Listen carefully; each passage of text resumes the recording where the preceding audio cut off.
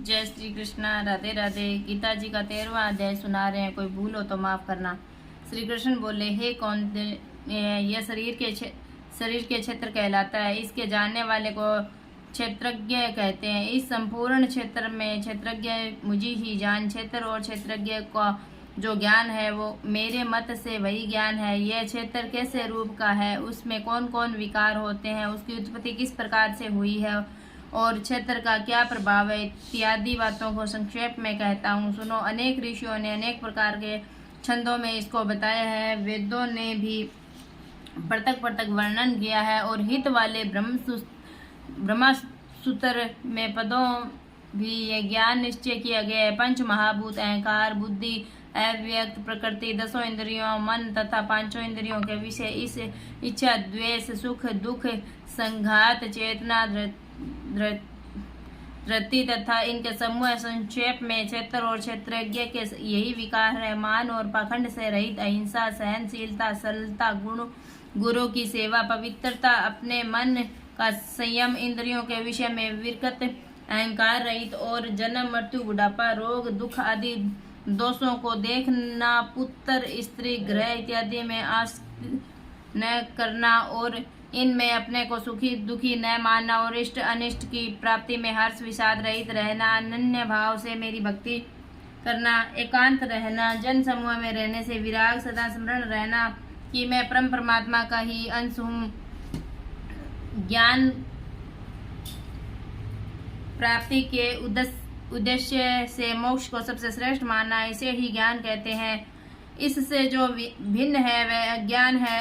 अब ज्ञेय का स्वरूप वर्णन करते हैं। जिनको ज्ञान का कर मनुष्य को मोक्ष प्राप्त होता है वह आदि रहित गुणों से बड़ा, अकथनीय होने से सत ही कहा जाता है और न असत ही कहा जाता। सब और उसके हाथ और चरण है, सब और नेत्र है, सिर और मुख, सब और कान, वही जगत में सबको घेरे हुए स्थित है। वह सब इंद्रियों के गुणों का प्रकाश है, पर उनके कोई इंद्रिय नहीं है, जिसको किसी से आशिक्त नहीं है, पर जो सबका आधार है, जो समव्य निर्गुण होने पर भी गुणों का भोगता है, जो सब भूतों के बाहर भीतर है तो भी चर और अचर है, जो अत्यंत सूक्ष्म होने के कारण जाना नहीं जाता, जो दूर भी है और निकट भी है, इसके विभाग नहीं होते, पर जो भिन्न भिन्न भागों में विविक्त रहता है, समान रहता है, समस्त भूतों का पालन, नाश और उत्पन्न करने वाला वही ज्ञेय है।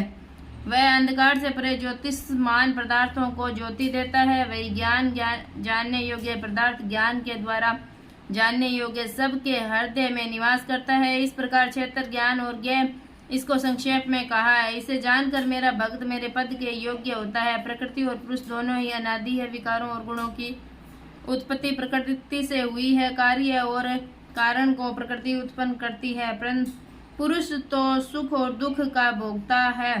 प्रकृति में पुरुष रहता है, प्रकृति के गुणों का उपभोग करता है। तदनुसार उत्तम तथा अधम योनि में जन्म मरण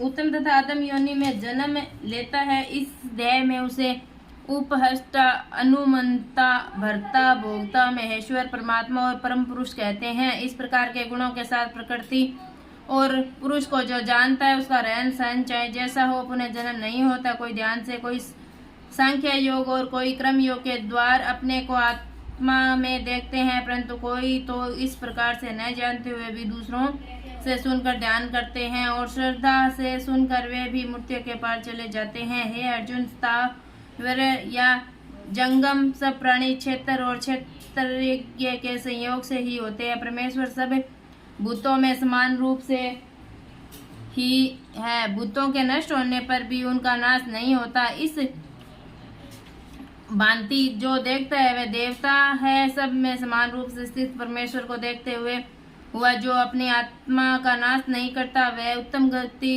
प्राप्त करता है। जो ये देखता है कि प्रकृति द्वारा सब कर्म होते हैं और आत्मा अकर्ता है, वही मानो देवता है। जब वह भिन्न भिन्न भूतों को परमेश्वर के बीच एक रूप देखता है और उसी से उनका विस्तार देखता है, तब वह ब्रह्मा को प्राप्त होता है। हे कौन्ते, अनादि और निर्गुण होने से परमेश्वर अव्यय है। शरीर में रहता हुआ भी वह कुछ नहीं करता, न उसमें लिप्त होता है। जैसे आकाश श्रवण व्याप्त होने पर भी किसी से मिलता नहीं, उसी भांति देह में सर्वत्र व्याप्त यह आत्मा भी इसमें लिप्त तो नहीं होता।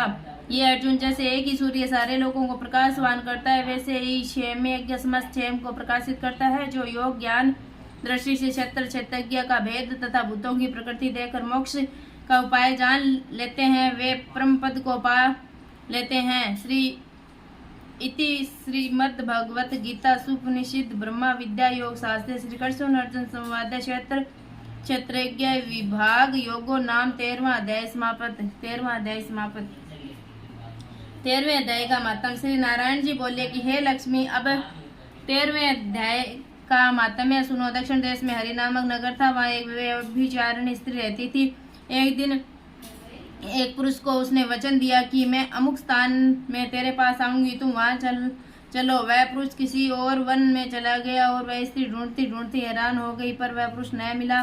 सांझ पड़ गई, तब वह गणिका प्रीतम का नाम लेकर पुकारने लगी। इतने में वह पुरुष मिला गया। दोनों प्रसन्न होकर बैठे कि इतने में एक शेर आया और गणिका को खा लिया। तब देवदूत धर्मराज के पास गणिका को ले गए। धर्मराज ने हुक्म दिया कि इस चांडालनी का जन्म देवों श्री नारायण जी कहते हैं कि ये लक्ष्मी उसकी गणिका की देह त्याग कर चांडालनी की देह पाई।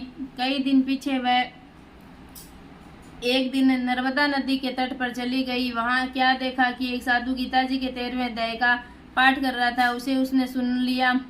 जब अध्याय पढ़ के भोग पाया तो तुरंत चांडालनी के प्राण छूट गए। देव देह पाई, आकाश से विमान आए, जिस पर बैठकर वह वैकुंठ चली गई। तब श्री नारायण जी ने कहा, हे लक्ष्मी, ये 13वें अध्याय का मातम्य है। जो प्रीति के साथ पढ़ते हैं उनका फल कहा नहीं जाता।